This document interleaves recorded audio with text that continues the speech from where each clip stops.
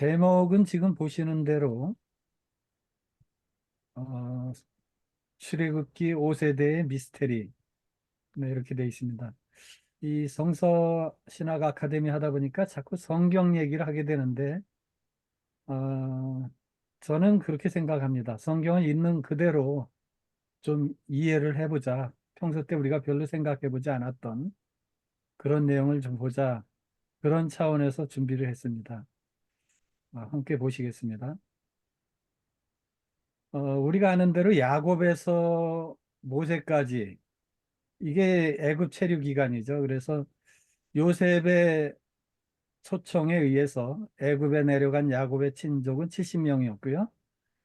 거기서 430년을 거주했다. 이 출애굽기 12장에 그렇게 되어 있습니다. 그리고 그 후 모세와 아론의 인도를 따라서 광야 40년을 거쳐 가나안으로 돌아온다. 이런 내용이 들어있죠.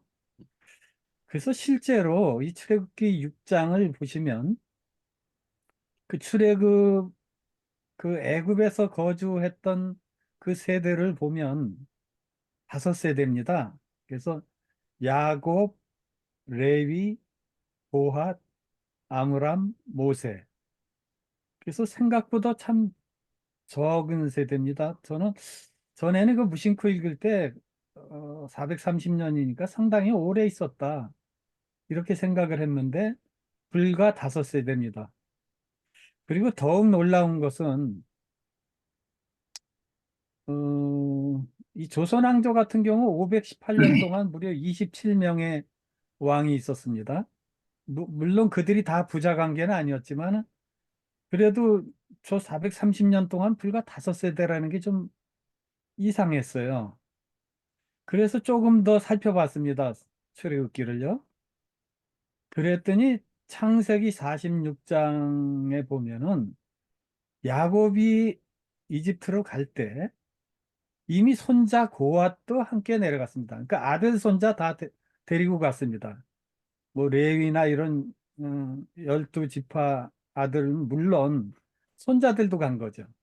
그러니까 손자 고앗은 이미 애굽에 들어갈 때 이미 있었습니다. 그렇게 생각하면은 이 고앗부터 모세까지는 불과 세 세대입니다. 고앗의 아들 아므람, 아므람 아들 모세. 그럼 불과 3대에 걸쳐 있다가 돌아온 거죠. 그 물론 모세나 뭐 아론에게는 또 자식이 있었으니까 길게 봐야 4대입니다. 그래서 이 430년 동안 그 세월이 3대 만에 지났다. 이게 너무 좀 이상했어요. 또 하나 이상한 거는 인구 증가입니다. 그 3세대 동안에 불과 70명에서 무려 200만 명 정도로 늘었다는 거죠. 성경에는 물론 200만이라는 숫자는 없습니다.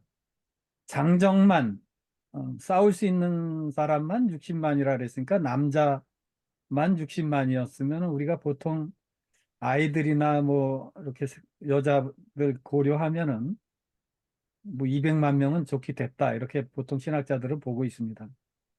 그러니까 이것도 좀 상식적이지 못한 숫자죠. 어떻게 3세대 동안에 70명이 200만 명이 될 수 있나? 그리고 또 하나의 문제는 숫자가 안 맞습니다. 출애굽기 6장에 보면은 고핫이 몇 년 살았다. 133년 살았더라고요. 6장 18절. 아므람은 137년을 살았더라고요. 그리고 모세가 애굽을 출발할 때 나이가 80세였습니다. 그러니까 이거 아주 그냥 단순한 계산으로 고핫과 아므람이 뭐 태어나서부터 죽기 직전까지 자식을 낳았다고 치고 그 수명을 그냥 합쳐도 350년밖에 안 됩니다. 그러니까 430년이라는 숫자는 일단 수학적으로 오류입니다. 안 맞습니다. 너무 긴 거죠.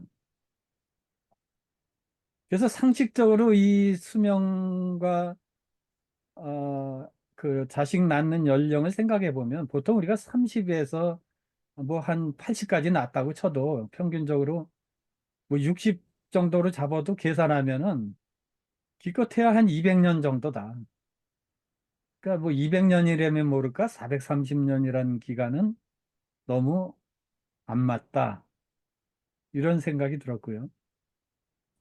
또 한 가지는 이 계보가 출애굽기에만 나오지 않습니다.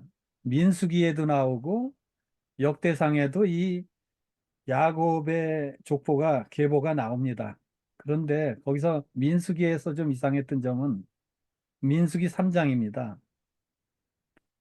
이 여기는 고아세 후손이 나오는데요. 출생 후 1개월 이상 된 남자가 모두 8,600명이라고 했어요. 고앗 종족에. 근데 이 고앗이 이제 모세의 할아버지 아닙니까? 근데 그 모세의 아버지인 아므람이 이제 고앗의 아들이죠. 근데 이 고앗에게는 네 명의 아들이 있었어요. 근데 그 네 명의 아들에게서 8,600명이 나왔다는 거예요. 그 기간 동안에. 그런데 그러면 대충 평균 잡아서 나누기 4 하면은 2,000명 정도가 나온 겁니다. 이것도 남자만이에요. 그러면 이것도 생각해 보면 모세까지 불과 뭐 할아버지 손자 잘해야 증손자인데 어떻게 그 한 할아버지 밑에 그 시간 동안에 생존자가 2천 명이 넘냐? 여기다 여자까지 집어넣으면은 뭐 3천도 넘을 거 아니겠습니까? 그럼 이 숫자는 좀 터무니가 없다. 왜냐하면 요즘도 뭐 증손자 보고 사는 분들 많지만 기껏해야 뭐 1, 200명 되겠습니까? 다 가족들 손자까지 모아놔 봐요. 근데 이거는 3천이 넘는다?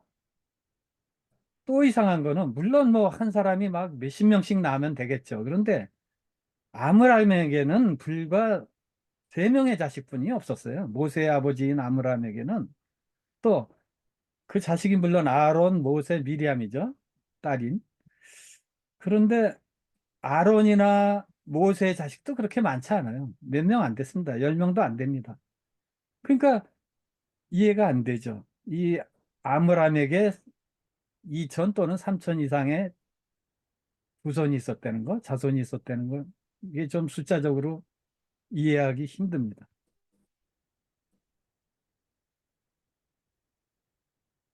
그래서 결론은 이렇게 말씀드리고 싶습니다.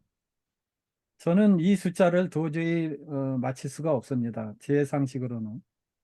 그래서 성서 속에는 사진도 있고 그림도 있다.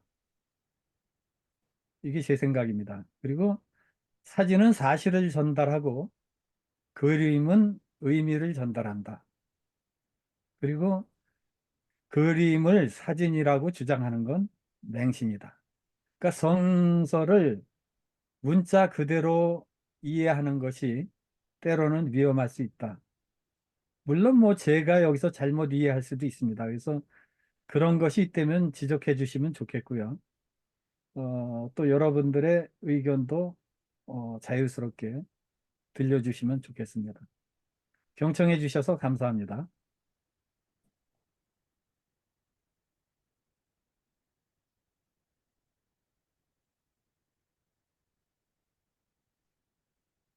제가 뭐 혹시 잘못 이해한 게 있는지, 근데 제가 여기서 밑도 끝도 없이 제가 혼자 연구조사해서 이 내용을 얘기한 건 아니고요.